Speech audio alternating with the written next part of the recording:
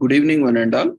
We welcome you to the International Webinar Series on Holistic Health, Well-being, Sustainable Development 2022, commemorating Azadi Ka Amrit Mahotsav, nation celebrating 75 years of independence, and United Nations Sustainable Development Goals 2015 to 2030 as part of awareness and campaigns in collaboration with Sri Holistic Health Foundation India and Sri Research Institute and Center for Art, Sciences and Well-being. Before we start our session, let's take the blessings of Almighty.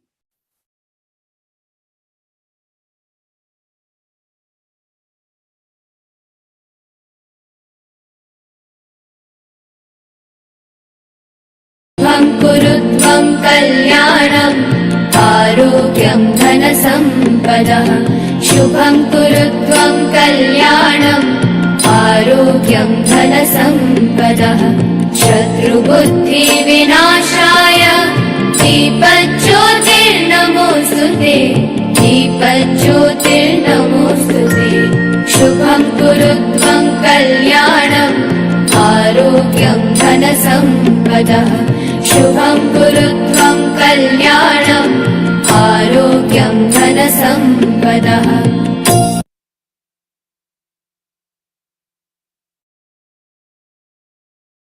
With the blessings of Almighty, we shall continue to today's session. As usual, we daily commemorate few events. Today we have a speaker with us. After this session, we'll take up the commemorations. So today we have with us Dr. Loganathan Veeramuthu, Research Assistant Professor from National Taipei University of Technology, Taipei and Taiwan.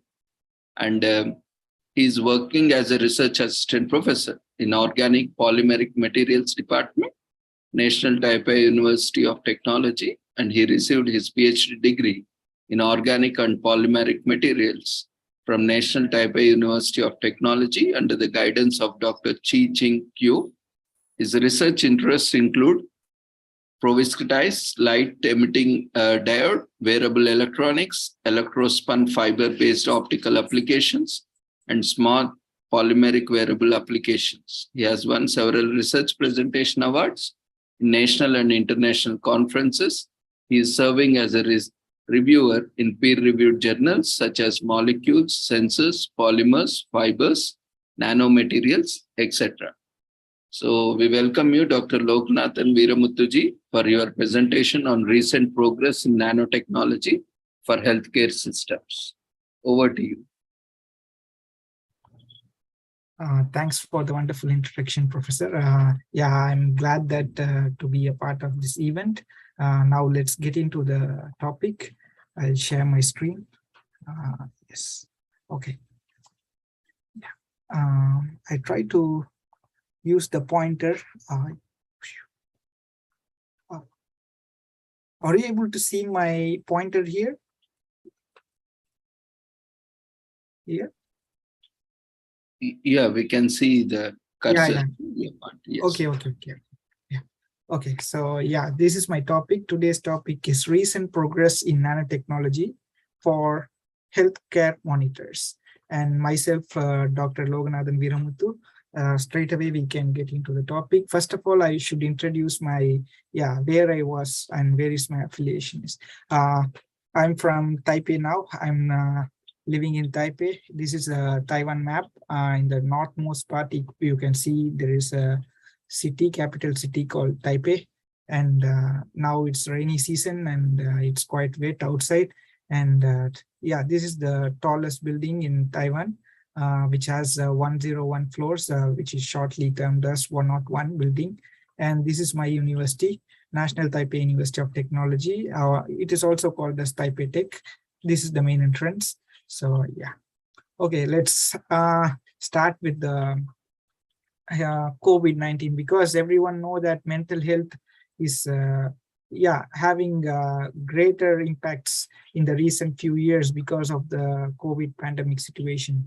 And why this kind of constraints is going to happen in our day-to-day life, because because everyday life is different. When before COVID and after COVID is quite different. We don't have much activities to do, and every day within four walls we have to quarantine ourselves, and there is no big entertainment apart from our social media or something. And whatever we work, it's not like within 8 hours as per the yeah.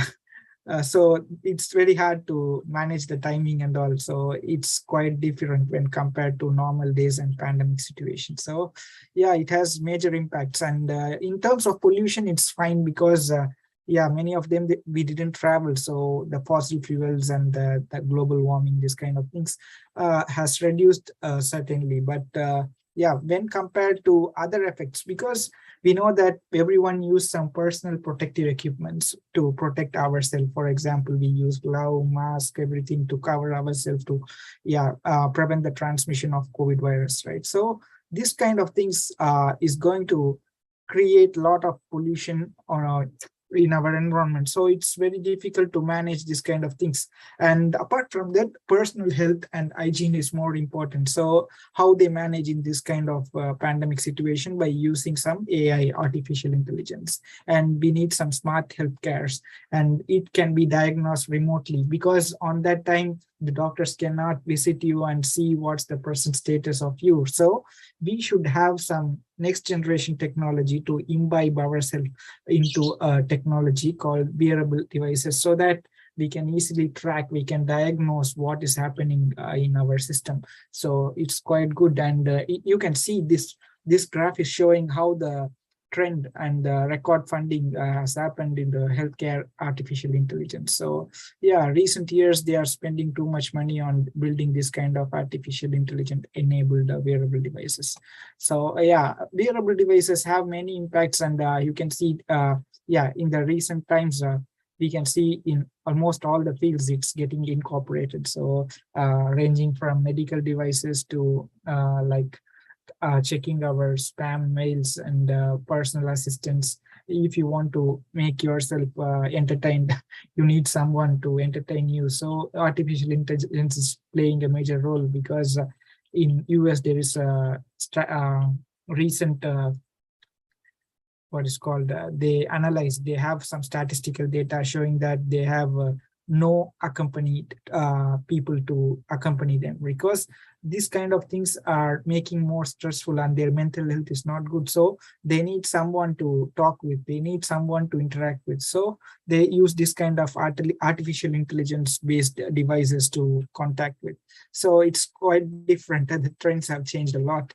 And you can see here in this, I'm able to show you there are different applications based on wearable sensors, especially gas sensors. We can see it as e-nose, electronic nose. You can sense them, because our human nose can sense what is happening, because we can sense our environment, but our nose is not that sensitive when compared to this kind of wearable gas sensors. They can sense very sensitively, like up to ppm level, but our nose is not that sensitive, and we have limitations. But in this case also, wearable device have some limitations, because it should be very selective in case if you want to sense some particular toxicants. For example, if you want to sense some nitrogen dioxide or sulfur dioxide, those kind of toxic gases, then it should be very selective. It should not give the response for all the gas. It should be very selective. So it's quite difficult to balance both sensitivity and the selectivity of your sensors. So here we can see there are many different applications based on wearable.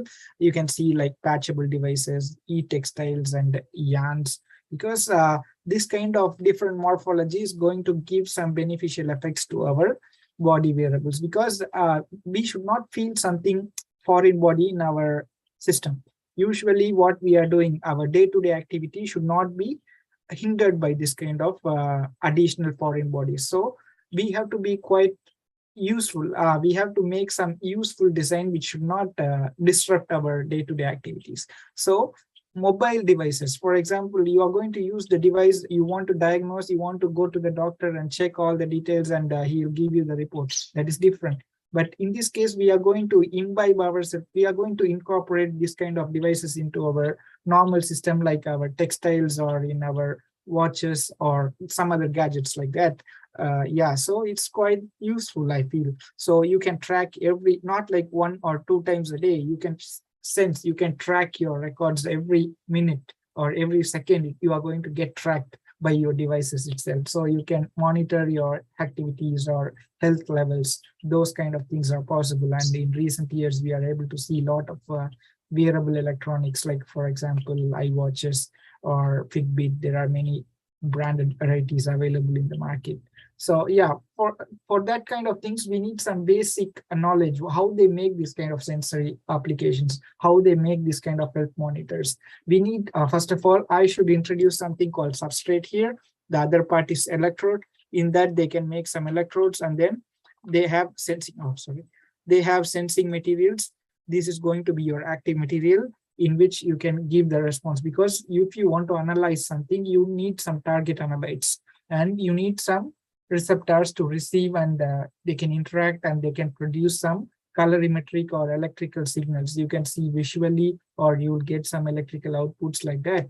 So it's quite different. Every sensor work different. There are many different kind of sensors. I'll try to introduce few, and yeah, you can have some knowledge on it. Now, here I want to mention there are different fabrication methodology, because doing the sensor is different, because every sensing type is different, and they have different structure, and they follow different kind of architectures, and their methodology, how they fabricate, it's quite different every year, or every few months. The trends is getting changed, because everyone work on electronics and they want to improvise, and they want to make them scalable, and they want to make them industrialized. So they are thinking in different ways. They have their opinion, they have their own strategy to devise. They can make different possibilities. So now we'll get into those things. And in the real time, where we are using for environmental monitoring, there are different kind of toxic gases and solvents which is going to affect our human health as well as environment. So this is quite important. And for the human health, yeah, these kind of chemicals are going to impose some effects on the human body. So yeah, this is why we need sensors. First of all, in the first generation, you might have heard about normal sensors. For example, here you can see there are different kind of sensors, for example, ranging from flexible polymers. They have different advantages as well as disadvantages. When you compare flexible, because in the beginning, in the first stage, we just have the rigid device. It's not flexible and stretchable, and it cannot accommodate the body strains. So in order to accommodate the strains, our device should be very robust, and it should be having a good mechanical strength as well. So here, you can see how they do different kind of sensory platforms. For example, you can see the first image here. I'm highlighting the advantages of flexible polymers, why they want flexible polymers, and what are all the drawbacks we have with that. For example, they have very less stretchability, and the thermal stability is not that good, because the TG is not, for example, if you are from scientific background, you might have heard about something called glass transition temperature. If your glass transition temperature is within your range, then it can be flexible. If it is going without that range, for example, it's going too high, means it won't be flexible. It will become a rigid material. So it's not anymore. It doesn't have the function what we have. Going to investigate in that. It's not going to evolve, because their properties is different. It's going to change. So yeah, it's quite different. And apart from that, silicon polymers, yeah, it's biocompatible. You can also use it inside, for example, implantable devices. You can use implantable sensors. For that, it's going to be useful. Based on silicon polymers, they do many devices. And shortly, it is called as PDMS, polydimethylsiloxane. And textiles, and the other one is paper-based devices. Yeah. Here, now we can see something like what kind of engineering they do. Like they do geometrical engineering. They make the device with some geometrical confinements. They want to make some horseshoe pattern or Mughal patterns. There are different patterns. So they want to pattern them into different geometrical patterns, so they can accommodate the strain, bodily strain. So it can work under stress and strain conditions. Apart from that, they also work on intrinsically stretchable conductors. Intrinsically means it's going to have their property. For example, if you are aiming for the stretchable one, then it should have the stretchable property within itself. And then it should be conductive, because we know that electrodes are conductive. For example, in our day-to-day life, what conductors we are using? Copper wire for our electricity, right? You are going to transfer the power from your power station to your home using the conductors like that. But in this case, it's going to be the stretchable conductors, because every device have their own electrodes. That electrodes has to be flexible and stretchable, then only you can use it in your wearable electronics. So this is more important. And apart from that, they also use some composite materials, because which can give very good strength properties, as well as it's going to enhance your electrical conductivity as well. So they devise composite based electronics like this. And here you can see there are different methods. For example, they use paper-based substrates, or they use polymer-based substrate, or they use graphene oxide, because these are all material-based. For example, they are going to use functional materials like graphene oxide. And then here you can see this is quite important in our recent day-to-day life. They are making the mask which can sense your breathing rate depending on the conductivity. So we can see those things, how it works and what's the principle behind. And yeah, in the gas sensing, the major three type of categories. One is chemiresistor, transistor type, and the electrochemical type. So here we can see their advantages as well as disadvantages. So yeah, if you are interested, you can look into the article. First of all, I like to give some glimpses. I don't want to explain too much in detail, because everyone is from the different field. So I feel giving the general topic is good. I don't want to get into too deep into the details. So yeah, I'll skip this. And now I want to stress why they want this kind of artificial intelligence, machine learning, and deep learning platforms. Because in the COVID time, we know that we got tracked, and they track our for example, some countries, they are going to confine the people within certain range, because they categorize the regions under green, blue, or something. They categorize them. So they want to confine the people in that particular range. They don't want to make the people to migrate from this to that, so that it will spread easily. So in order to track the records, they use this kind of artificial intelligence based tracking system, so that they can easily track on you. They can keep an eye on you, like third eye for you. So other thing is like they also use some mask. So that mask is composed of not like our normal cloth, like which is composed of raft and weft, which is like a woven structure like this. If you zoom into your normal traditional clothing, it will be like that. But in this case, they are going to use 3 layers. First layer, we can see that it should be hydrophobic, because the water during rainy time, or you are going to spill some water on it or something, is going to spread, because the transmission is going to happen, because when you are going to cough, the other person is going to cough straight to you. Then you want to protect, right? So that micro droplets will deposit onto your mask, so it should not penetrate inside. So first thing is the topmost layer should be hydrophobic, and the middle layer should have very good filtration efficiency, and the third layer should be compatible with your skin. It should not have any side effects on your skin. So it should be like, or else it should transfer the sweat, what we are going to use on that time. When we are using it for hours, we are going to sweat anyway, so the sweat has to become driven out from your body. So that has to be managed. The thermal management, moisture management, filtration efficiency, breathability, all these things are quite important for doing a successful mask. So every country have designed their products. For example, here you can see N95, FFP2, and KN95, P2, Korea first class, and DS2. They have made different kind of mask, and they follow the standards called NIOSH, EN. They agree with the standard, and they are qualified with the standard. So they also have the efficiency more than 95%. So it can reject all the particles, particulate matters or bacteria, virus, all this kind of things, droplets can be easily filtered out. So only the air you are going to take in and you are going to transfer your air out. So this is quite important for your mask, face mask. And this is the table which is highlighting there are different methods ranging from ASTM and CFR, EN, ISO. There are different platforms.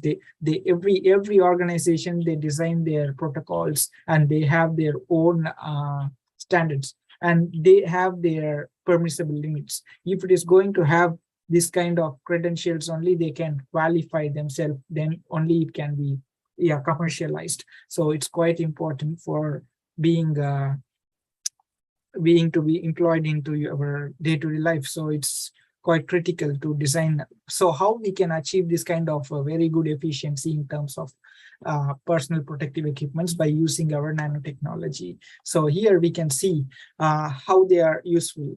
For example, for drug design or drug delivery, we already know that the nanotechnology is playing a critical role there. And for inhibition of viral infection, because we also do many, in the past they have did based on some silver nanoparticles and copper nanoparticles, they have very good antibacterial effects. And some other like plant-based resources, they also have some antibacterial effects. So they use this kind of sources to build a very good mask, as well as they can also prepare some medicines out of it. So they are doing this kind. And in order to decontaminate, they also use some nanoparticles. Then it's effective to clean your surface. For example, you want to clean your hands, then in the beginning they use some ethanol solution to wash, and then the companies, they have developed based on the nanotechnology and quantum technology, they are building some other materials to make your hands sterilized with that kind of solution. And for mask also, because I introduced the mask in the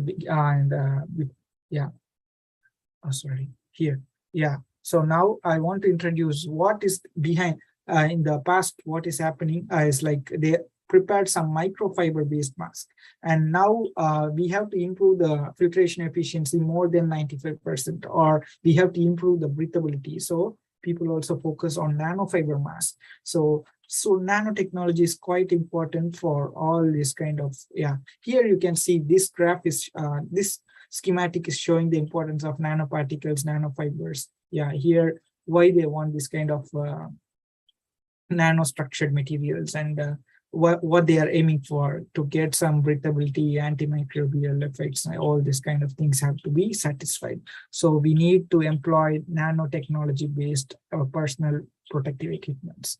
So here, these schemes are going to highlight the importance of artificial intelligence and their sensing, how they diagnose, how they transfer the data using 6G communication or 5G communication, how it's working. So they are showing in the future, most of the devices are going to be interconnected, so you can easily transfer your data. But the problem is the data security. Your data should not be leaked to others. It should have very good privacy, so you'll be believing that kind of platforms to work on. So that is quite important. So people working on it, more research is focused on those things in the recent few years. And then here you can see this scheme is showing the importance of biochemical markers and physical markers. I'll introduce those things in the upcoming slides. Here, we can see the healthcare wearable devices. There are different types. Here we can see skin-based, biofluidic-based wearable drug delivery systems.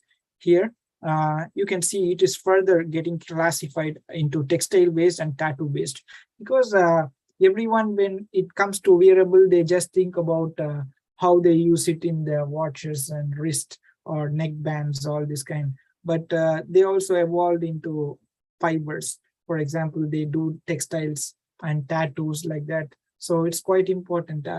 It's like tactile. You cannot notice what is happening. You can hide yourself. You are not going to be open to everyone. It's going to be very conformable. It's going to have very good adaptability towards you.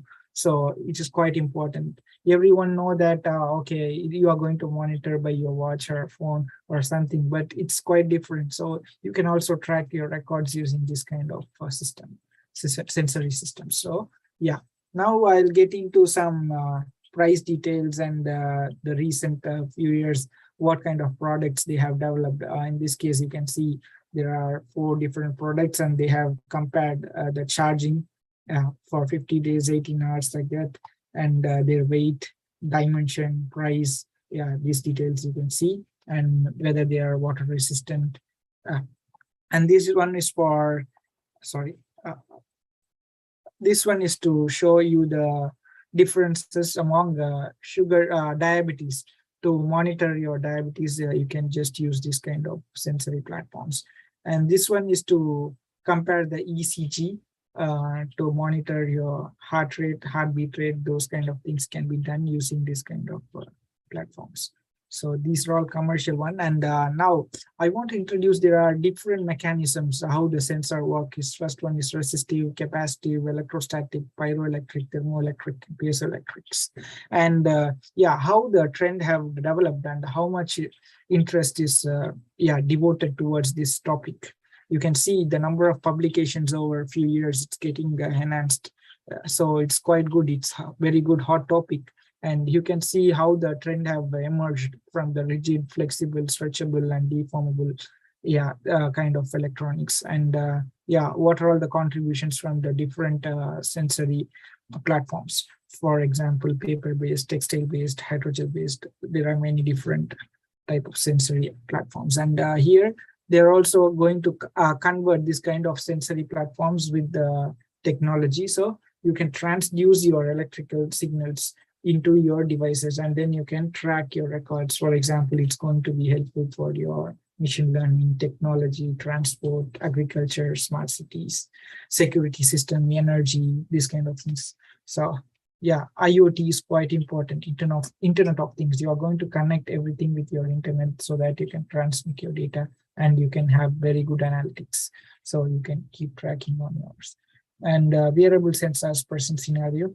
Yeah, because everyone know that in the beginning, wearables usually just to make yourself protecting your skin from the environment, and in order to maintain the good health, for example, breathability, and it should have the very good wicking properties, and it should transfer the radiative heat to maintain the thermal management. Those kind of things is important. But now it's going further, so the technology has developed further.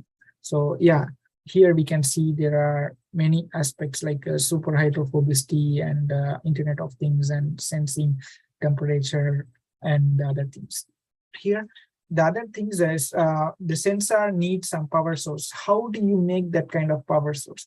You need some power source by using some battery or capacitors. So making some wearable devices, sensors, as well as energy devices is quite important. So yeah, I'll go to those kind of things in the upcoming slides. Here we can see where they have used this kind of flexible systems for energy storage, energy generation, textiles, Internet of Things, healthcare. So they have broad applications. And where they have used, you can see they are using it for thermal management and monitoring the speech recognition, or they want to detect your performances. For example, if you are a sports person, they want to know whether you can perform very well. So whether you are in a good form, so they have to track, so they can use this kind, and they have to monitor your heartbeat or something. That can be done very easily using this kind of sensors. And I want to introduce this kind of different platforms. They can design this kind of different morphologies. Here you can see serpentine like a snake, and the other one is bridged islands, kirigami patterns, liquid metal infills, mogul pattern. And this is a pattern we proposed very recently. I'll introduce. And here we can see what kind of things are very important for creating a good energy system. First of all, we should have good flexibility, stability, and then stretchability, biocompatibility. It should not affect our skin. So it should be good. It should be very friendly to our human cells. So that is quite important. And we can derive the energy from our human body motions. So what kind of sensors can be helpful? How you can generate that kind of things? That can be done using our body heat, using thermoelectrics. And for body mechanical motions, you can generate the energy using piezoelectric and triboelectrics. And apart from that, there are like solar based or something that is different, not coming under the wearable. So it's different case. So now we'll get into those things. And yeah, in the normal case, how they measure for physical signals like pressure, motion, tactiles, vibration. And for thermal signals, they can check whether you are feverish or you have hypothermia. For electrophysiological signals, for example, your brain wave or muscle movement or cardiac activity, what happens to your heartbeat, something like that, and how you can remotely monitor using this kind of wireless communications. So this is quite important. And even for the implants they are using, as I said, so you can see few examples here. Here you can see they are activating the cells. They want to activate the nerve system, so they can use for the muscle or nerve stimulation they can use. And as well as if you have elder people in your home, you want to track them. You want to know their status. You are not in the home, you are out, yeah, you are outdoors, so you want to track them. You want to help them out. It's very easy using this kind of system. And wearable photonics, because wearable electronics is comprised of these many things. Wearable photonics is also important. So you can easily just have a direct connectivity with your sensors, and then you can easily track directly. You don't want some smartphones with you in your hand always. You can have a direct output with your devices. And then here, I want to introduce, there are different methods to prepare conductive electrodes, because sensors are made of, the major component is your electrode. So how they make this kind of electrode, they have different, they have formulated different processing methods. And then there are different polymeric based materials like polyaniline, polypropylene, P.PSS, and polyacetylene. There are many polymer based, and as well as they use some nanoparticles and quantum dots, that kind of things to get the conductive electrodes. Or they use some hybrid system like 3D, 2D, and 1D structures. Yeah, they hybridize and they form the composites. And this is another material called perovskites, and they use this kind of perovskites. This is like mineral based material. So if you can process, the advantage of using commercial semiconductors, rather than using commercial semiconductors, using perovskites is quite easier, and it's solution processable, because usually we use some vacuum-based, gas-based techniques. So you need some energy-intensive process to process those things. So if you have this kind of perovskite-based materials, you can process them using solution process. So it's quite easy, and yeah, you don't want to spend too much energy on it. And there are different kind of perovskites. One of the perovskites, this is the precursor. You can form this kind of structure, 3D structures, using these precursors. You need this kind of precursor, and then if you process, you can end up with the 0D, 1D, and 2D if you optimize the conditions. For example, if you optimize the ligands, temperature, and other things like solvents, anti-solvents, there are different formation methodology. If you are interested, you can have a look on perovskite-based applications. And this is another material recently is getting into the research. So now this is MXing, and MXing is like 2D material. Here you can see there are many layered like structures, and how they form from 3D. They start with the 3D material called MAX, and then they etch the aluminum layer, and they'll end up with this kind of 2D material. And if they delaminate, they can end up with the nano sheets, so that if you can tune this kind of morphology, then you will get different exciting features. For example, you can get good conductivity, electrochemical performance, optoelectronic performance. And then if you have this kind of property, then you can apply them in different applications. For example, energy storage, biomedical device catalysis, shielding, sensing, energy harvesting. So yeah, making the device and functionalizing the materials, it's quite important to get better devices. So these are all the process for preparing some natural base. For example, we know many of them are aware of graphene and how they process the graphene. In the beginning, it's quite different now, because in the beginning, the scalability is not that good, and because they use some mechanical exfoliation method, it's not that good, and you cannot process them into a wide scale. So in order to get the good scalability, they use different methods like solvothermal, hydrothermal, or some ultrasonic or laser-based methods, and microwave oven methods or microplasma methods. Yeah, there are different methods. Yeah. So yeah, now I want to introduce why the wearable electronics is getting higher and higher in the recent years, because everyone is aware of their personal hygiene and their healthcare. So it's quite important to design the wearable electronics, and wearable electronics can be made using this methodology called electrospinning. I'll introduce the electrospinning because I'm working on it. So I'll introduce the upcoming slides. Here, there are different structures. You can see a buckling structure like this, waveform and microbells, serpentine, Holy structure, nanomesh, kirigami. So this kind of structure is going to give you better outputs in your sensory applications. So yeah, we'll get into those things in very few slides. Okay, now we can see how they prepare 1D fibers, one-dimensional fibers using different techniques, ranging from melt blowing, centrifugal spinning, low spinning, laser-assisted melt blowing, microfluidic electrospinning. So these are all the different methods they use in real time to prepare 1D fibers, and they can confine the geometry and they can form different morphologies. I'll introduce you in the upcoming slide. Here, you can see they are using different kind of structures like core shell, composite, or neat bistraw like this. Here you can see, there are different morphologies and they use different techniques to form this kind of morphologies. Why morphology is important? Because here, the basic setup looks like this. The electrospinning setup is like this. You just fill the polymer material you want, and then you use the pump and apply some voltage, and using the collector you can collect. So it is like very small fibers. You will be ending up with our micro or nano fibers. In the real time, whatever fibers we are using, it's like micro or like millimeter based fibers. In this case, we are going to prepare some nanofiber based material. So you will get very high surface area. If you have very good high surface area, then you will have very good performances.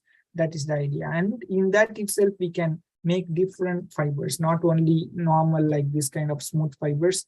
We also can prepare porous fibers, hollow sheet fibers, ribbon shaped.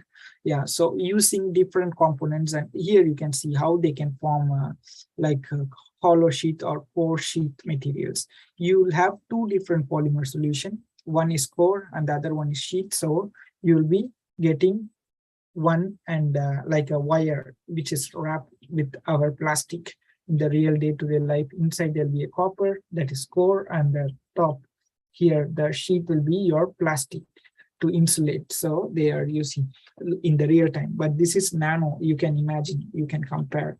So this is how it works. And there are different collectors here. You can see they are using rotating drum, wet spinning, coagulation bath, magnetic spinning collectors. So there are different ways to collect. And here there are some other modifications made in the electrospinning to get some different morphologies. So they can get the higher inputs. If you want to get the higher yield, then you want to change the methodology from the basic electrospinning to the advanced levels. So there are different advanced methodology they use. They make some modifications in the electrospinning setup to get the better scalability, or they want to functionalize, or they want to get different variations in the morphology they can achieve using this kind of techniques. And we recently published a review article. It is open access. If you are interested, you can look.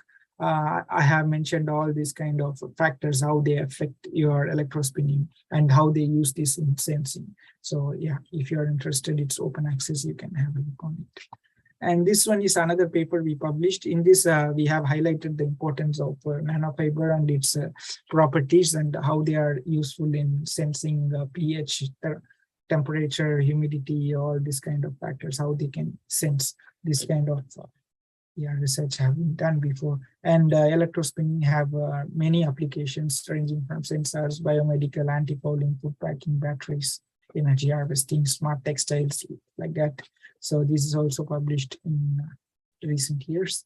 And then this one, I want to highlight why this kind of wearable health monitors are important, and what is the advantage and what is the disadvantage of using this kind of systems. So I will get into these things. Now I want to show how they are going to be helpful. For example, polymers, they use polyamide, polycarbonate, and olefinic copolymers, or PET. We know that PET in our day-to-day life, everyone is drinking some carbonated drinks like Coke, 7-Up, Pepsi, and anything.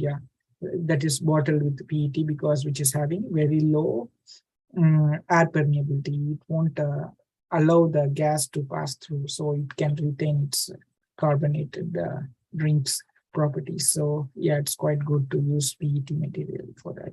So, but the problem is their recyclability. They are going to recycle that material, how they can recycle, how they can transform that material into value added products. So that is different. That is coming under circular economy or sustainable materials. So yeah, if you're interested, we can have one more talk based on that in the upcoming days. And then yeah, so there are different for wearable electronics. So this is quite important. Wearable substrate we need and functional materials that should have healing conditions or something, or how to render the wearability by using some chain modification or dissipating the energy, and then governing the properties by fine tuning the structures. So here, after seeing this scheme, you will be getting to know how the sensing work. You can imagine a fiber which is coated with some conductive material.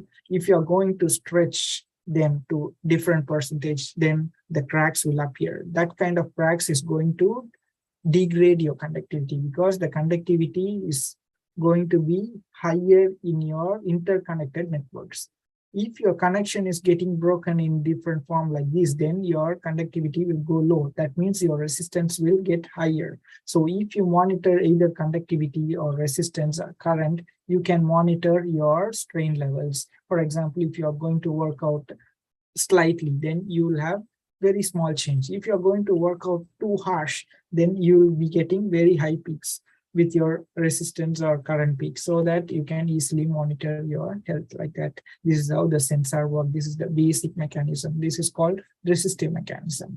And for forming this kind of resistive mechanism, you need some conductive substrate. How they can form conductive substrate? By using some conductive materials like nanoparticles or hybrid materials. Here I'm highlighting 2D, 1D material. Here you can see they are using like this kind of, one is like a disk and the other one is like a particle. So this is a hybrid structure. Here, after sintering, they can get anneal and they can form the interconnecting network, so the electron can flow. If you're going to pass the current, the electron is going to hop through these layers. So if you are going to stretch this material and pass the current, what will happen? The electrical percolation is getting broken. So it won't jump very fast like before, and the level is not that high. So you can monitor the resistance or current using this kind of conductive materials to track your records. So how they work, you can see the schematic. They can show you the clear indication. You just rear this kind of sensory platforms on your body, and when you're going to work out, it can sense and you can communicate, and you can analyze using cloud computing, and you'll be getting your results with your handheld devices. And this is another article in that they are showing different body parts have their different strain percentage. For example, your elbow, shoulder, face muscles, they have different kind of strain percentage, because every muscle is not going to be the same. Every muscle is having different function, and they have very good different strains. So you can easily track which muscle is going to move. Or if you have your wearable textiles, if you want to monitor, you can easily monitor how active you are, how your muscles are moving, and yeah, something this kind you can be tracking this kind. And here I'm going to compare two different structure. For example, you just consider this as your textile, okay, normal common cotton textile, and then you put some RGO, reduced graphene oxide. And the other side, you put hybrid, reduced graphene oxide plus silver nanowires. So in which one will be having better electrical percolation? Fortunately, we know that because the hybrids are going to create some interconnecting networks, so the electrical percolation will be higher in your hybrid system. So that's why they prepare hybrid or composite materials. They don't want to use conventional one component systems. They want something better than that. So they prefer this kind of hybrid system. They use different morphologies to fine tune, and they can harvest better results. In terms of this one, you can see the differences. This is for strain. This before I was showing for stretching, and this one is for pressure. If you have this kind of porous connected networks, and then if you are going to apply the pressure on it, then it will deform. If you're going to apply more pressure, the deformation will be more. So on that time, the electrical percolation will be achieved, so that you can easily track how the pressure is varying. So you can track your pressure also. And this one is to, because we know that our pulse rate is going to move, right? The nerves will move. When you are going to put this kind of substrate on your sensory substrate on your pulse, if you want to monitor, you just put on your wrist like this, and then you can track, because your motions are very sensitive. So you can easily track the motions with your current changes. Here you can see 0.1 they are monitoring, and they can identify and they can transmit the data into the smartphone using this kind of transmitters.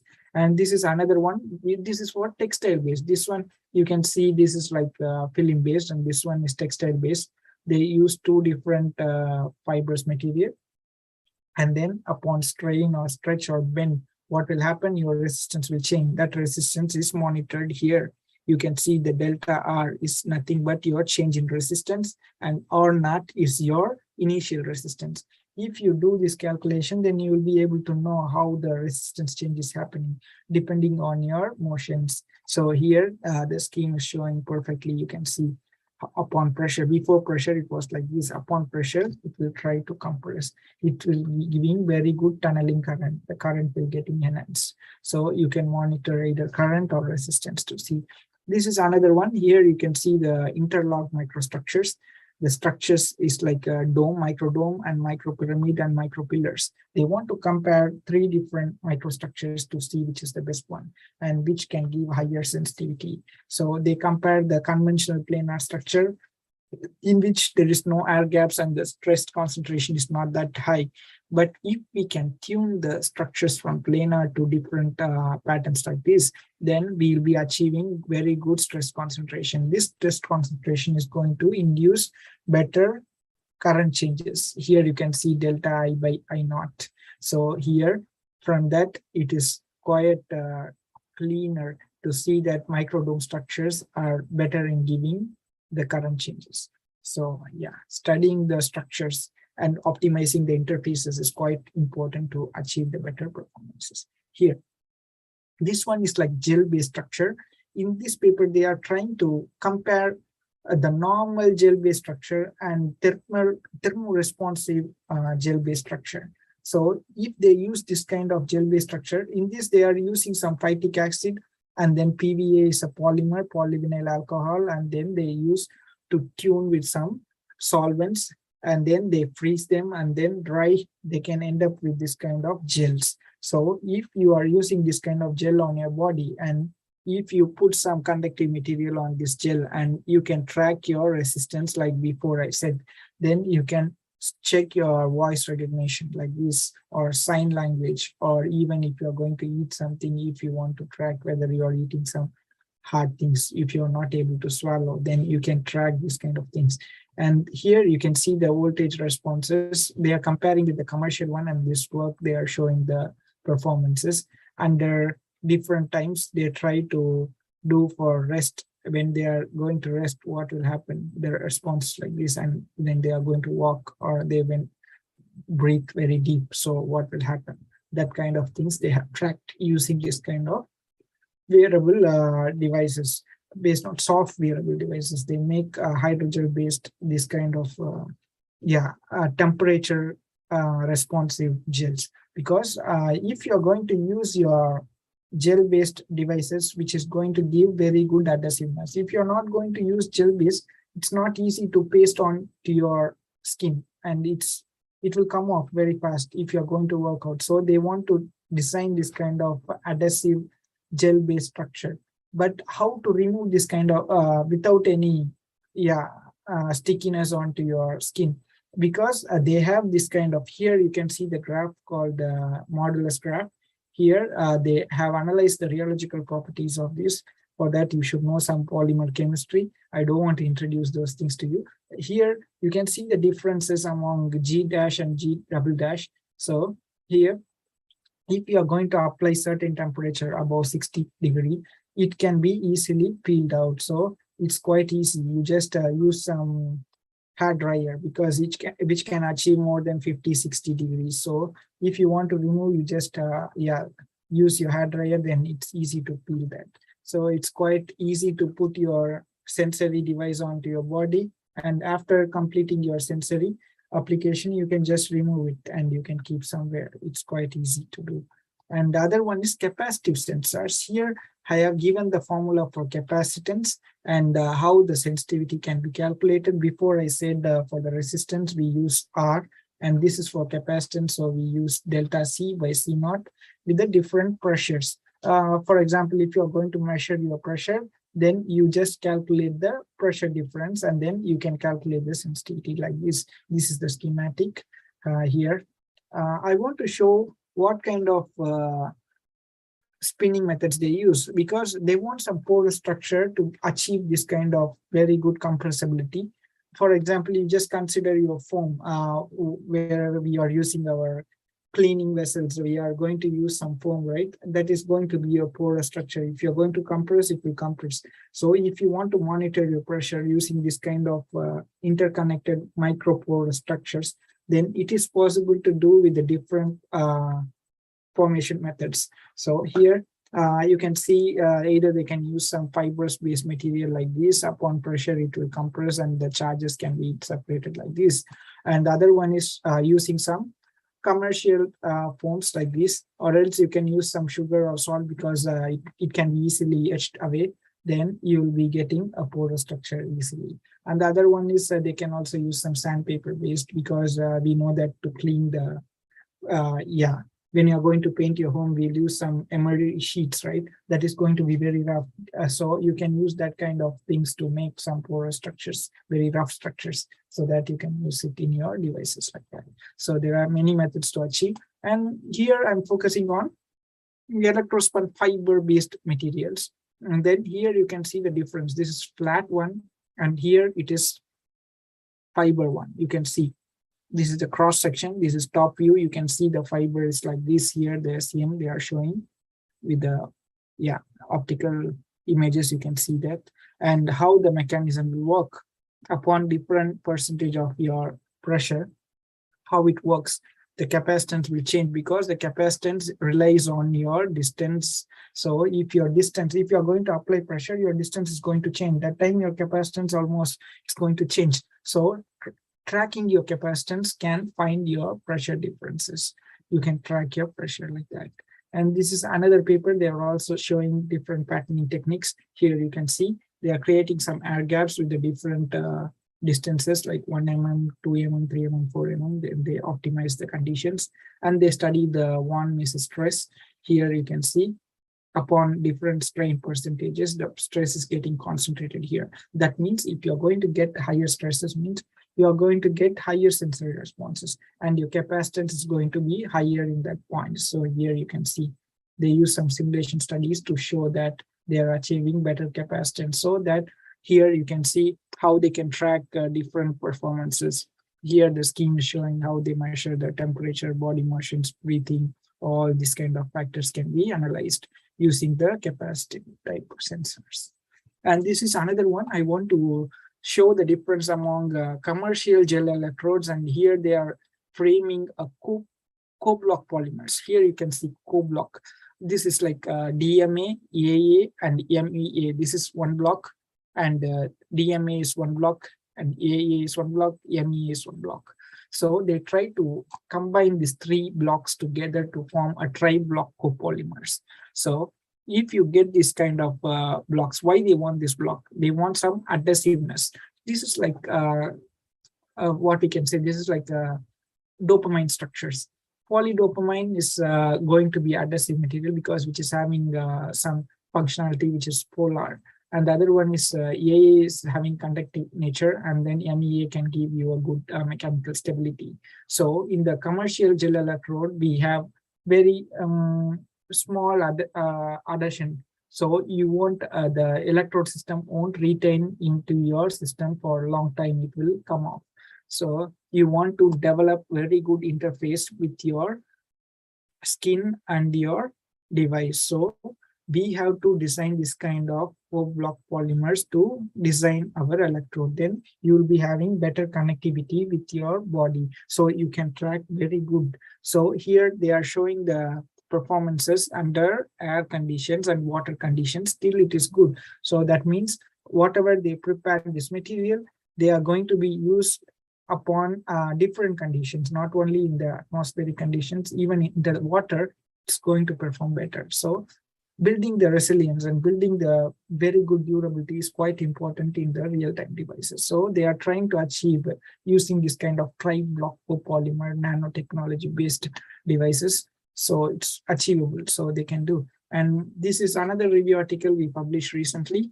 In this, we have showed the different sensing mechanism and how they have used conductive composite materials and nanofibrous based material for strain and pressure sensing. You can have a look. It's open access only. Anyone can access. And this one, I want to show the performances, because here you can see, you can visualize how they form this kind. You can just take some elastomer. For example, you just take some like our day-to-day adhesive or rubber, something like that, elastomer, which can be stretched. Okay. And the other one, you are going to use some PCM. PCM is nothing but phase changing material. If you're going to blend this kind of material, phase changing material means upon different temperature, it can change their phase. Phase is nothing but, for example, they'll change their, for example, you just consider this is going to be solid under different temperature. Your water within 100, it's going to stay as your liquid. After 100 boiling point, it will evaporate, right? The same way the phase is going to change. If you have this kind of phase changing material upon variable conditions, if, for example, here you can see in hot environment, it's like this, okay? But in cold environment, it's like this. In order to manage the body warmness or in order to maintain the thermal management, it's quite important to use this kind of phase change materials. Then you can track your performances. Here, the PDMS is nothing but your stretchable elastomer, and then PCM is your this material they have used, like C20 or C18. Okay, so they use these materials to track your temperatures, and then you can monitor your thermal records. And here, this is to manage your thermal. Here you can try to dissipate your heat. For example, in this case, the conventional PDMS, this is nothing, not functional, is only elastomer. You are going to expose that to a heat. It's going to create 48 degrees. But if you use this kind of phase changeable materials, here, this is your phase changing material. Upon heating, you can see the solid state is getting changed to your liquid phase. Upon cooling, it will come back to your normal state, like this solid state. So yeah, if you use this kind of phase changing material, if you're going to expose your wearable device, or if you're going to use your substrate in the hot conditions, it will absorb. Your skin won't absorb. Your skin won't have any effects from your heat source. So it will prevent your skin. So this kind of phase changing material can be used on your textiles. So it can make yourself cool. For example, here you can see PDMS is the conventional one. And if you use this kind of phase changing material, the temperature difference is almost nearly 10 degrees. So it's quite good. We can also use in our textiles like that. And the other one is I want to introduce a perovskite based UV photodetectors, or normal ultra-sensitive photodetectors in this case. Okay. Now we are going to make a different crystallization, because we should know that photodetectors are going to respond. Like, for example, if you're going to work out in the sunny day, and then you want to monitor the sun intensity or light intensity, how harsh it is, UV sensing, for example, everyone is aware of UV because that will create some skin cancers, right? So in order to monitor, you should have some light detectors. So how the light detectors work, we need some material which can absorb the light first of all, then it should respond, it should give some electrical outputs. How it can absorb, you need some absorber, something like perovskites. Perovskites is a functional material I already introduced. That kind of functional material can absorb, and then it can respond. Depending upon your light intensity, it can excite and come back to its original state. For example, here you can see photocurrent upon exposure within 475 microseconds, that fast. They are very rapid, they are instant. So it can respond that fast. And then if you leave them, if you turn off your light source, then it will come back to the normal state because they have many charge carriers, because perovskites have electrons and holes. If you're going to expose that to the light, then your current is nothing but your electron flow, right? The electron will start to excite. Sorry, excuse me. Yeah. So they'll excite, the electrons will try to run faster because they gain the energy. So that kind of excitation and the energy movements can be captured with your current responses. So that can be tracked. And they, in this case, they are going to confine their crystallization property by using some techniques. So they here you can see they are comparing this structure, and this structure. So they are optimizing this condition, and they are saying n is equal to 3 perovskite nanowires, having a very good efficient free carrier edge conduction of the crystals, because we need very good defect-free crystals. Then only we'll have very good mobility of the electrons. Then only you will have very good response, right? This is very common sense. So the same way here, they are going to use the perovskites in the electrospun nanofiber forms. Here you can see there are many nanofibers like this. This is schematic, this is original image.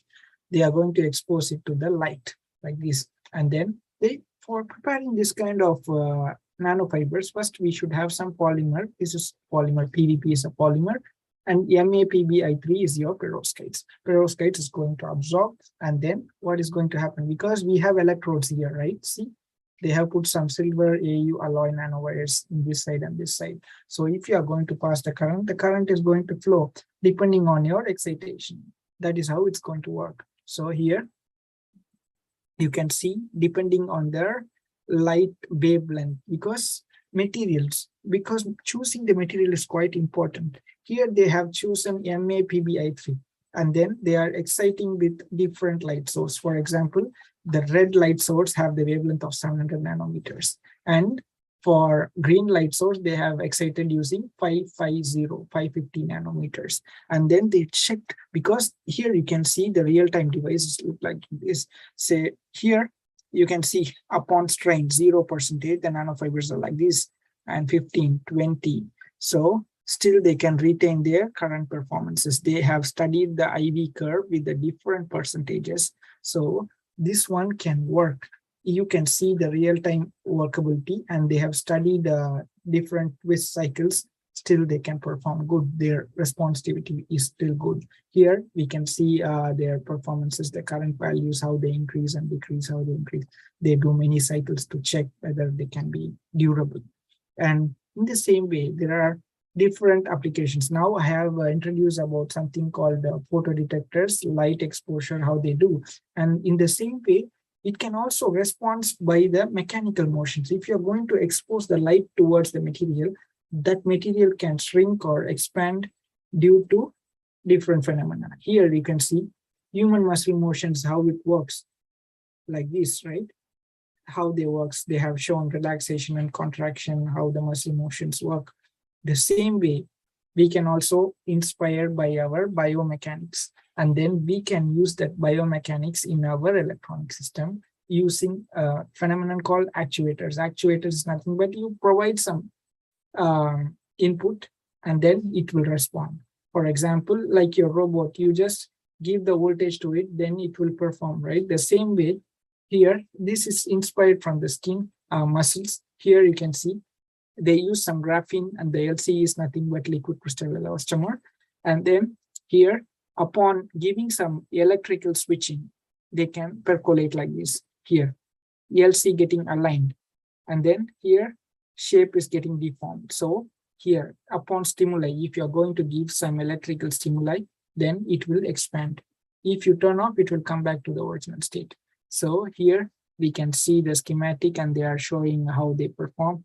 And here you can study this one and the current responses because we know that the percolation can give the current responses as well. And here this is off condition. The initial length is like this. When you are going to expose the light to this intensity, then the contraction is going to occur. The same way, if you're going to expose it to higher intensity like 320, then the contraction is going to be more, and you keep increasing to a certain extent, then it will go up to 35%. So it can be used in the robotics. See here, initial length is like this. If you are going to hit, how it's behaving. The same way, they are using some models to show how this can be used as a muscle, because our human muscles are working based on our neural system. It's going to give some electrical inputs, right? Using some ionic system, using our natural intrinsic materials like ions in our body. The same way here, they are going to use some electrical inputs or heat inputs to make them compress or elongate so that it can work, and it can also move like a worm. Here you can see how they are moving depending on your excitation. So here they are using the light source, so that infrared lasers they are using, because infrared can create the heat on your substrate. So they use this kind of laser excitation to make the fingers like our normal fingers, how this kind of artificial fingers can work depending on the lasers. They can prove this kind of demonstration like this. It's interesting. And recently we do publications based on wearable electronics. This is perovskite light emitting diodes, and this is published in ACS-AMI. And the other one is self-healable electrodes and self-healable light emitters. Here we are showing the demonstration, because here you can see the initial one is like this. This is inspired by our skin, because shortly we can say that wearable electronics are nothing but e-skin, electronic skins, because we are going to mimic what our human body is doing, how the electronic muscles are doing. The same way, if you are going to cut your hand, okay, you have some wound on your hand, right? After a few days, what will happen? It will try to retain their functionality. They try to heal by themselves. The same way our polymers and then our electronics can heal by themselves without any excitation. So that is quite important. How to achieve this kind of healability at room temperature, how to achieve those things. We do this kind of work in the recent years, and we got the publication, and it is published in the Advanced Science. If you are interested, you can see this is open access. Everyone can look. And the other one is they use wearable sensors in the different applications for even monitoring the blood oxygen saturation, blood glucose level, heart rate, blood pressures. Yeah. So now I want to introduce my recent work. In this, we do different kind of patternings to make. This is the previous patterning methods they have used. And in this case, we are introducing this kind of human skin inspired nanofiber-based pre-strained buccal structures. And advantages is water solvent processed and facile processing, rapid manufacturing. You can manufacture it very fast, and scalable. You can scale it up to several centimeters or meters. It's possible to do. And here we start up with our electrospinning method, and we use some water soluble polymers called PVA, polyvinyl alcohol. And then we form the fibers like this, and then we drop cast the PDMS. This is commercial elastomer, and then we anneal and cure them, and we can peel them. And after that, you'll be ending up with the nanofiber embedded PDMS, because we can see there are many fibers getting embedded into our elastomer material. And then if we wash, then we'll ended up with our nano crevices, because these all here you can visualize here. This is the same image. I'm going to show the differences. This is initial one with a different collection rate, because if you are going to collect for a long time, eventually the fiber density will be higher. So here we are comparing different densities, and then we put some polymers on top, and then we peel them so the fibers are embedded into the elastomer matrix, and then we etch them, and then we'll end up with this kind of structures. And we try to monitor using SEM as well as AFM, and these structures look similar to our human skin, because it has wrinkles and buccal structures like this. And it's quite important to have this kind of structures, formation of micro nanostructures is quite important. And we also form some silver nanoparticles over it by using conventional methods. And here we have to compare the flat substrates and our pattern structures. Here from this, it is evident that the surface energy is getting doubled in the case of pattern structures. That means you'll be ending up with very good uniform nanoparticles so that your electrodes can function very well. So we study the sheet resistance, and then we study the transmittance and then intensity to show that the XRD patterns proving that silver nanoparticles are defectless. And then here, we are trying to compare the resilience of flat PDMS and the pattern PPPDMS, pattern pre-strained PDMS. So pattern pre-strained PDMS can retain the functionality up to 10,000 cycles. We did the strain durability studies, so we are able to achieve very good stability in terms of pattern structure. Why we achieve this kind of pattern structures? And the recovery ratio is quite good, more than 90% in terms of pattern PDMS. Here you can see the flat PDMS looks like this, because the stress distribution is not that good. Whereas in terms of pattern PDMS and PPPDMS, it's getting better and better. So here we can see the simulation studies. Here we are showing the differences among the stress distributions, which is localized here. Whereas in terms of pattern PDMS and the other one, PPPDMS, the stress distribution is more effective. So it can retain its functionality to a very good durable cycles. And then we study the IV curves upon different percentage, strain percentage, and we compare the sheet resistance on different strain percentages. Here we can see the FPDMS degrades very fast, up to within 40%, it's getting very high. Whereas in terms of PPPDMS, it can retain up to nearly 50-55%. So it's quite good for the application point of view. And then we study the bend cycles as well. This is for stretching cycles, and then this is for bend cycles we do. And we also try to do some strain sensory applications on this. And then we got the recovery ratio, all this, and then we study the stability towards different environment like water, saline solution, ethanolic solution. We do those things, and we study the mechanical strength properties. Whereas in terms of flat PDMS, it's very less. In terms of PPPDMS, within 30 seconds silver nanoparticle formation, which means that is quite rapid. That means we can achieve very good mechanical strength, and formation is too good. And we have very good durability, mechanical performances, and then the rapidity of the process is quite good. And now we have to prove that which can be wearable, because we are going to use this on the body. So we should study some antimicrobial tests done on this. And here we take two different kind of bacteria, which is common bacteria, like E. coli and the Staphylococcus aureus. So yeah, here it is evident that up to 7 days, it can restrain the antibacterial growth on your wearable devices. And the other one is we study the sensory responses in the different applications, like for finger motions, muscle movements. When you paste your sensors onto your forearm, the muscle movements can be monitored. And how fast you are going to move your movements, you can also track those things. And then when you're going to speak, your modulation, how noisy you are, how fast you are, or how you are mild, or you are in the anxious moment, those kind of things can be monitored. And for physical heartbeat, because in the normal case, the heartbeat will be very normal, the heartbeat rate won't be very high.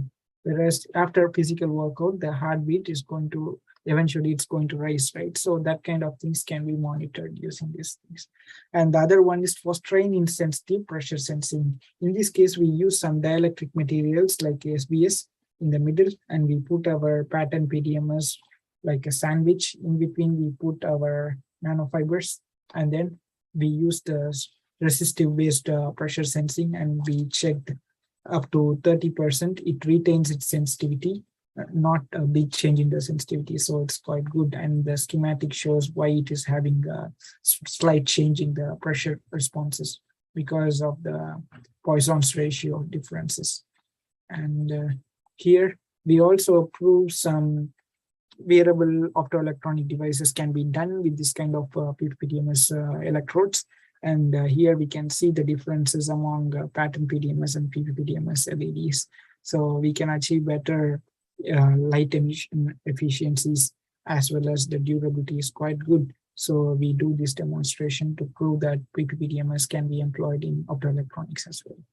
And the other one is I want to show the energy generation capacity, how the energy generation can be made, because whatever sensors we seen before, it's like we need to apply some energy input, then only we can study the output. In this case, we don't want to supply anything. You just use two different dielectric materials and then some electrodes, then it can give the outputs. So for that, we have to choose, we have to rely on something like triboelectric series here, because they have already defined what can be a positive material and negative material. So we have to choose the materials based on this. And then if we employ, then we can get how the mechanism works. You can see here how that works.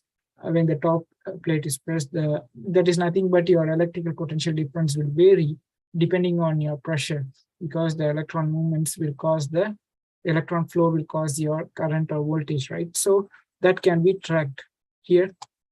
Here you can see the electrical potential diagram. They are showing they are choosing two different material, atom of material A and B, and upon if you're going to apply some pressure or frictions, what will happen? This mechanism is also showing the same. Here they are choosing two materials, one is PET and the kapton, one is positive and the negative. Here you can see upon frictions how it is going to give the current responses, and why we need this kind of triboelectric series. And here with the help of this potential different plots, we can design the efficient triboelectrics, because if you want to design a very good effective sensors, then you should choose very far. One should be more positive, the other should be more negative, then only you will achieve very good performances. So that is quite important. Apart from that, microstructures and nanostructures and roughening the structures and surface charge density, surface potentials are quite important to achieve the better performances. Now, other one is we can also harvest the energy from our body heat or some heat sources. How that can be done? That is different field called thermoelectrics. In that, three major things are necessary to study. First thing is electrical conductivity, Seebeck coefficient, and ionic conductivity. These kind of things are quite important. Yeah, if you are interested, you can go through this review. They have given all the basic things, and you can see how the mechanism it works. You have one positive side and negative side, and heat and cold side. And when you are going to pass your heat towards this material, then the electron will get excited and it try to move towards this side. So it will form a circuit, then the current can be flown through this direction. So this is how the voltage can be generated when you are going to use this kind of substrate. But the problem is one side should be hot, the other side should be cold. So our body, if it is hot, the outside weather should not be where it should have at least minimum 5-degree changes. If your body temperature is 37, okay, and the outside temperature, if it is like very cold, for example 10 degree, then it's good, you will be getting very high powers. When your body temperature and your outside temperature is only 32 or 35, only 5 degree, you won't get the better electrical outputs. That's one of the drawbacks. So for that, we should improve different things, and parameters have to be taken into consideration. And where they have used this kind of, why we need this kind of thermoelectrics, because they have some statistics. They prove that many gaseous heat is getting waste heat is generated in many processes. So if we can employ that kind of energy harvesting sensors in this kind of opportunities they have. For example, they can use it in electronics, because electronics will get heated after a few hours. If you're going to use that, heat can be generated, and that heat can be harvested as an energy. And solar heat or geothermal heat or some airframes in the thermal management they use, or for your windshieldding, something you can use, you can harvest the energy from that. And these things you have to take into account for getting the very good performances. You see, they give the power factor based on this one, S square by this one. So if you want to achieve a higher electrical conductivity, you should choose metals. But metals doesn't have very good Seebeck coefficient. That is the problem. So there is always a trade-off. So you have to balance this kind of things. Then only you will be getting very good efficient thermoelectrics. So it's quite challenging. And yeah, you can have a look on this kind of review, and they have explained different mechanism, how it works and what kind of materials can work better. And yeah, here they are showing the mechanism again and how they fabricate and where they have used this kind of mechanisms. And this is another one to prove that before I said that triboelectrics need two different materials. One is positive and negative. And yeah, how they use some natural based material like leaf or microstructures, dried leaf or something. They can use this kind of materials. And this one is rose petal inspired structures. You can see they are using rose petal templates and then form some polymers on it, and then they inverse them and then put some other elastomers, and they can end up like rose petal structures like this. And if we can do this kind of positive and negative structures and use them in our body, then we can harvest energy. And the other one is like piezoelectric. Here the mechanism is like this. You have some electrical pooling, and you need to make them to align, because on pressure you can see before that the dipoles are not aligned. When you're going to press, the dipoles will get aligned so that you'll be getting the response like this. The voltage can be generated. For that, in this case, you can see this is a polymer like PVDF. This is called PVDF, polyvinylidene fluorine difluoride here, which has alpha phase and beta phase. But we are looking for beta phase because which is having very good dipole moment, so that you'll be getting very good response. This is another paper we published in 2019. In this, we have discussed how to prepare the smart textiles and how we can harvest energy, how we tune the morphology by using some compositional bends. And yeah, here we can harvest energy and store them in the capacitor, and we can use them as lights. And this is another paper we recently published in Chemical Engineering Journal. Here we are using PVDF, and I said PVDF is a piezoelectric polymer which has many dipoles. Upon pressure, it can align, then you can get the electrical response in the form of voltage. So here we are using perovskite plus PVDF to enhance the performances, because PVDF has both alpha and beta phase and gamma phase, right? So we have to confine ourselves to beta phase to get the better electrical outputs. How we can tune the beta phase? So we use this kind of functional materials to tune that can interact. And then here we can see the schematic. We are showing the quantum dots like this. This is nothing but your perovskite, you just consider, and the fiber is composed of PVDF.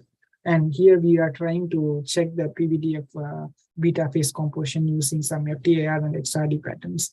And then we are able to show that the real-time outputs like PVNG is nothing but only PVDF, and PPNG is nothing but our perovskite embedded PVDFs. So in this case, it's obvious that when we are using perovskite embedded PVDF, we are harvesting better energies. So this kind of energy, we can try to sense different things, like we can use it in the mask to sense, yeah, like that the sensory output can be tracked. Or if we are going to work out, we can check. Or if we are going to put them into our shoe soles, then we are going to walk, means we can track. That kind of things can be done.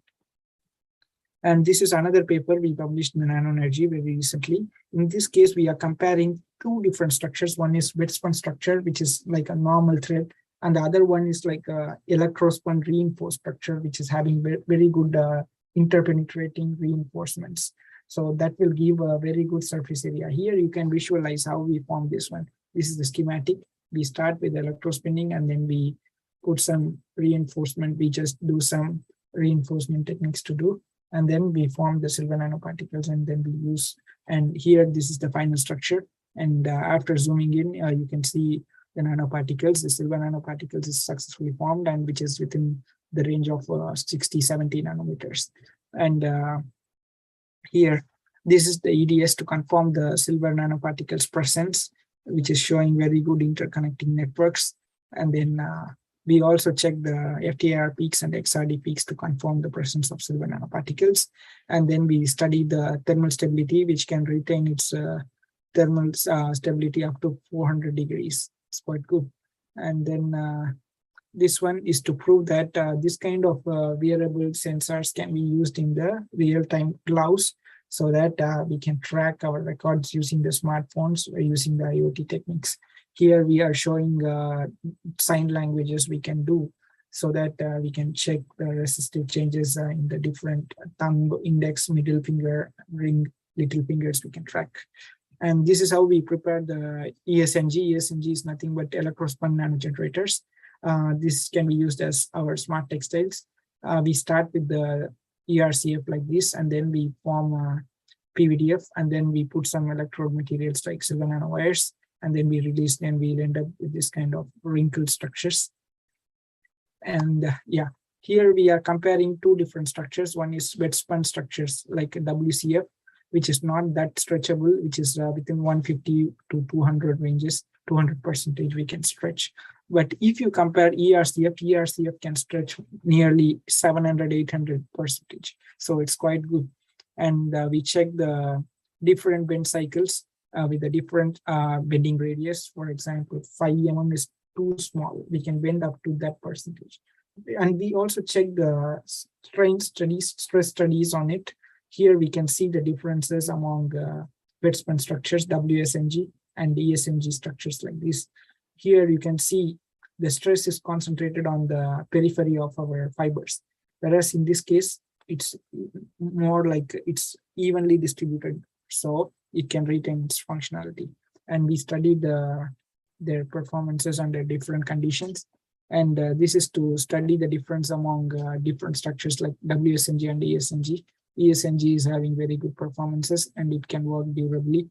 And here we are studying it under different strains, still it can work, so it's good.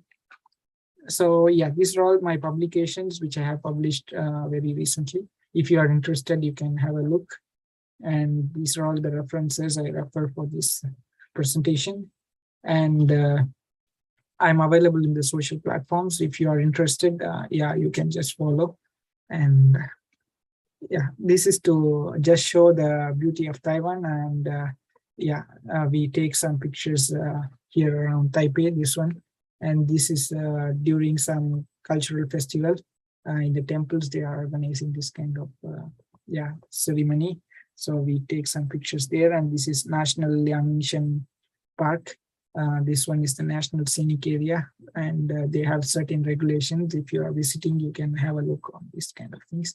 And this is central Taiwan, called a place called Sito. There we have very high mountains, and they have very old trees, like nearly 1,000 years old trees are available there. Yeah, if you are interested, you can have a look. And this is my group, and this is my professor, Professor Chichinko. And I want to thank him and his team for being very patient and giving their guidance and support all over my, yeah, this many years. And then this is the NTUT website. If someone is interested to apply for some PhD or postdoc, they can try. And this is the NTUT scholarship link. If they are interested, they can check. Everything is available in English. So yeah, and these are all my collaborators, and yeah, I thank them all, and they are very supportive for me, and I feel the collaborations will last longer. Yeah. And I want to thank Professor Ravindra for organizing this webinar. Yeah. I want to wait for my audience. I'd like to interact with them. If they have any questions, I'm open for the questions. Thank you.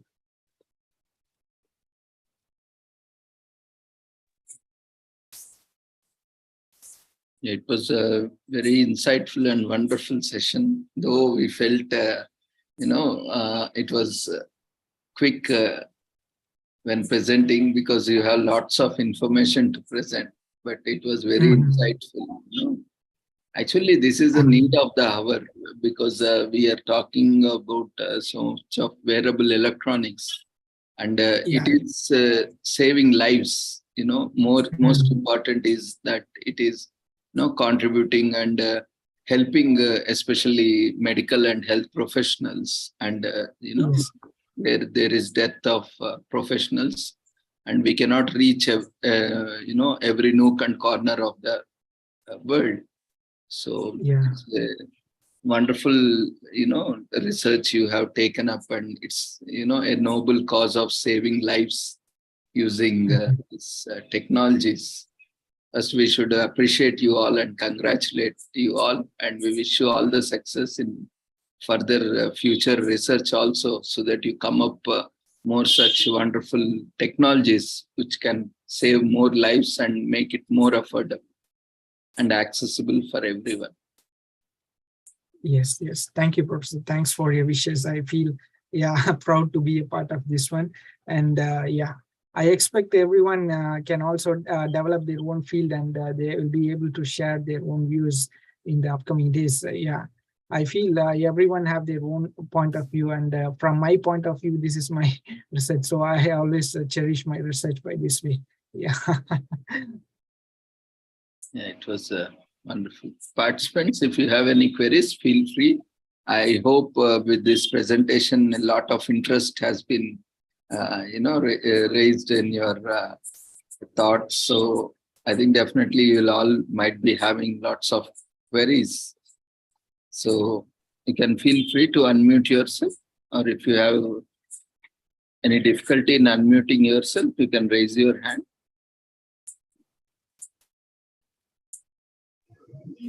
Good evening, sir. Yes, ma'am. Sir, as all we know, this nanotechnology comes under the branch of science and designing and all. So how this nanotechnology actually used in the field of molecular docking? Because I don't belong to that field, so I feel I'm not the qualified person to talk about it. Yeah, if you come to something like sensory or healthcare, yeah, some internet-based things, yeah, I feel okay to discuss, but this one is out of my syllabus, so it's hard to discuss Okay, this sir. thing. Yeah. Regarding the food and all, how it plays a role in nutraceuticals? You mean, pardon me, sorry, can you repeat it Means again? like nutraceuticals, we'll take this vitamins and all in lower quantities, or tracer amount will take. Very lesser quantity is enough for that. So how this nanotechnology plays a role in nutraceuticals? Yeah, because nowadays you can also see they are switching to the quantum techniques, not from nanotechnology. They already prepared some medicine based on quantum techniques, and they are also using quantum dots for their drug delivery, quantum boats, something like that. So it's quite different now. The trends is going to be more relying on this kind of quantum structures, no more on nanoparticles, I feel.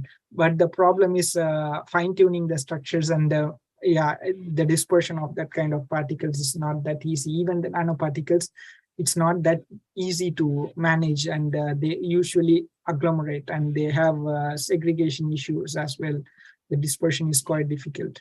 So yeah, you need to contribute more on those kind of topics. Yeah, if you are interested, you should pursue the research on these kind of things. Okay. Sir, as you discussed in the 55 slide regarding this infrared rays and all it works. So usually in our department, we use this TLC plates can be detected by using UV rays. So so at this point, how nanotechnology will work? That slide is dedicated towards forming some actuators in which we are using some liquid crystal elastomers, LCE based materials. So that materials are crystalline, and there are many different forms of crystalline forms, like for example, pneumatic, schematic, or there are different ways. So depending on their, because they need to get activated by light absorbing materials. So IR is form of light, right? So if we are going to expose that kind of, because every material have their own absorption peaks. So if you can tune your absorption peak of your material, then it is possible to achieve that kind of responses. Because in this case, I'm saying, I remember it was graphene, right? Graphene have very, very big, broad absorption. So even if you use UV or even if you use IR, it's going to respond. In that case, they use IR rays because they want to heat the material as well, because they can also respond to heat and light. So they want to just prove that part. So they use IR rays. In your case, you are saying that you are going to see your molecules under the UV light. Okay, I know that TLC plate can be useful for your molecular detection. For example, you have byproducts or something. If you're going to synthesize something, you can see, depending on your what is that, retention factor, something like that. So that is quite different. In this terminology, I just want to highlight the actuation process. Like sensors, there is another field called actuators. If you can look into those topics, you will be feeling interesting. Yeah. So in quality control and all, we'll have this drug dissolution and drug disintegration tests for samples and all, any kind of sample. So how it really this nanotechnology comes, like at which corner it takes place? Because I already see there are many nanotechnology based sprays and disinfectants, even quantum technology based sprays I have seen in recent years. So I think they got proper recognition in the society, but we didn't develop any commercial products based on nano. We just do some articles as well as we do some projects from the government. So usually we didn't make full-fledged products and we didn't commercialize it. So I don't have personal experience on it, but I feel there are many technologies already existing in the market. Okay. Thank you, sir. Thank you so much. Thank you. Thank you.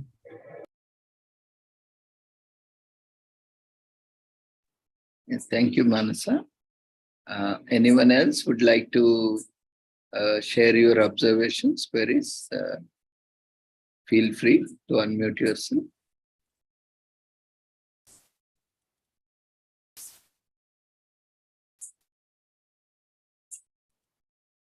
If there are no further queries, then you can always get back to us if you have any queries through feedback form or through social media. We'll be happy to get back to you. And it was a really very insightful presentation. And, with this presentation, we invite you to, present more on such topics because it also brought more curiosity. In fact, we thought we could have more time to get insights into various aspects of what is, today it was presented so that we can learn more. Because nowadays we all are moving towards wearable, devices. And I agree. all aspects, like you rightly pointed out with your presentation, every walk of life we are using wearable devices, wearable computers, and that's and especially even with behavioral sciences, we are doing a lot of research, and it is helping a lot in behavioral research also, along with medical and life sciences research. So maybe whenever time permits, if you can join us and enlighten us on those aspects also, we would be very grateful to you and your team. So, Yes, Professor. Thank you. Thank you for inviting me, and I feel privileged. And if possible, if time permits, we can also organize one more. But I want to choose the right topic because if I keep talking about wearable electronics, they might feel bored. So I want to come up with different topics like sustainability or green chemistry, how they do in the wearable electronics, not only just some basic aspects. or how they build the durable devices. Yeah, what kind of synthetic methodology they adapt. But that will be more like too much chemistry or too much physics involved. So I feel the people who are attending this, they are not into those things. I feel they are multidisciplinary people, so I don't want to make them suffer too much. Nice. Yeah. Okay. So thank you once again for joining us. It was a really enlightening session for all of us. And we wish you all the success for your future endeavors and look forward for more sessions in future. Yes, Professor. Thank you. Okay. Yeah. So, dear friends, hope there are no further queries, and we can move on to our feedback. Kindly fill up the feedback form. It is mandatory for issue of certificates.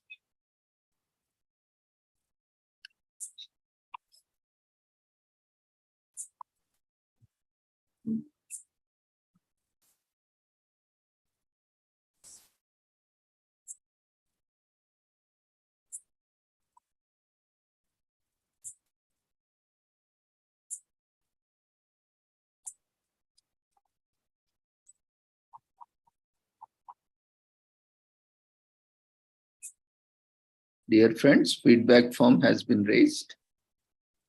Kindly fill up the feedback form.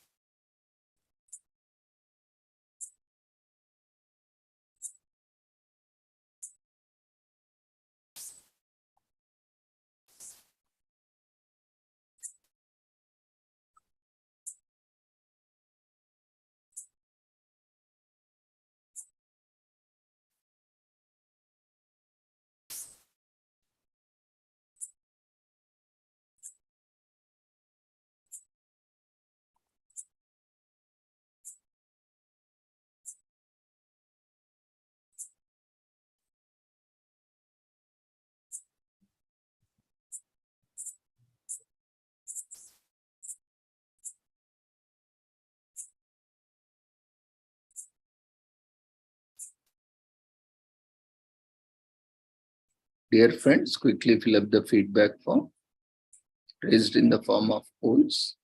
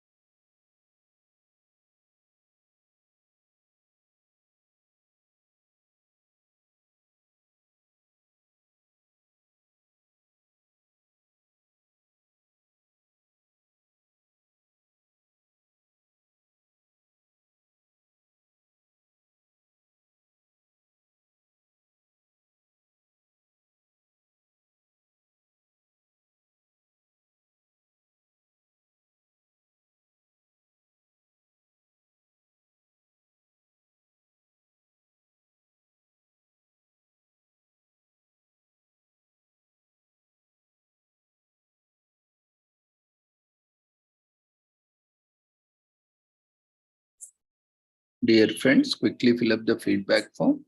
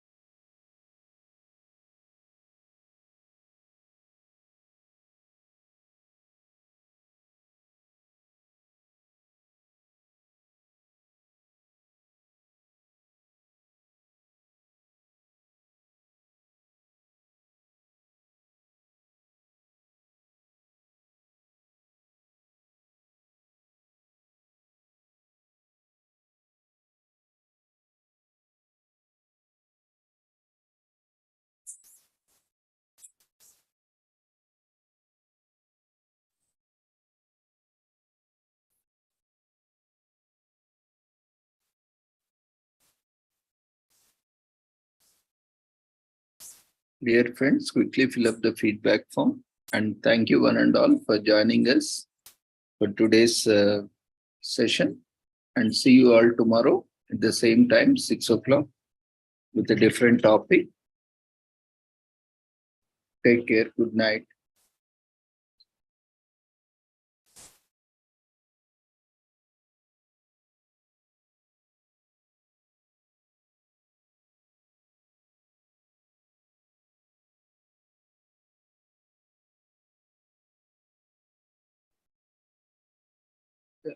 Yeah, now I invite Manasa, if you have done with your feedback, to propose vote of thanks.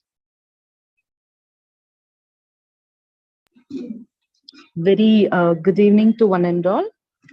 I, Manasa, thank Dr. Ravindra sir, moderator and coordinator, for giving me this wonderful opportunity to propose vote of thanks and also to express my gratitude. First of all, we thank Dr. Ravindra sir, moderator and coordinator, and his team, Sri Holistic Health Foundation, India, Sri Research Institute, Center for Arts, Sciences and Wellbeing, for giving everyone a wonderful opportunity to gain knowledge and also organizing, inviting, conducting sessions in an excellent manner. Enjoy insights of topics today. Without their efforts, this couldn't have been possible. And also, I thank our valuable session speaker of the day today, Dr. Loganathan Veeramuthu sir, on the topic recent progress in nanotechnology for healthcare monitors. Sir enlightened us effects of quarantine on mental health of populations, and also the recent advancements in development of wearable gas sensors and the role of artificial intelligence in medical sensors for clinical decisions, and also healthcare wearable devices and physiological biosignals and sensors. It's been really a very new topic, sir. Even I learned many things from your session today. Thank you so much. It's been really a very insightful session. And once again, I thank Dr. Ravindra sir and his team, Sri Holistic Health Foundation India, Sri Research Institute, Center for Arts, Sciences and Wellbeing, for this wonderful opportunity to propose a vote of thanks and also to be a part of Azadi Ka Amrit Mahotsav celebrations. Thank you all. Thank you, Manasa. And thank you once again, everyone, for joining Yes, see you all tomorrow. Tomorrow, as being Sunday, we have international conference from 11 in the morning. So registration link has been already shared in the group. You can register and join us tomorrow for the wonderful sessions. See you all tomorrow. Take care. Good night.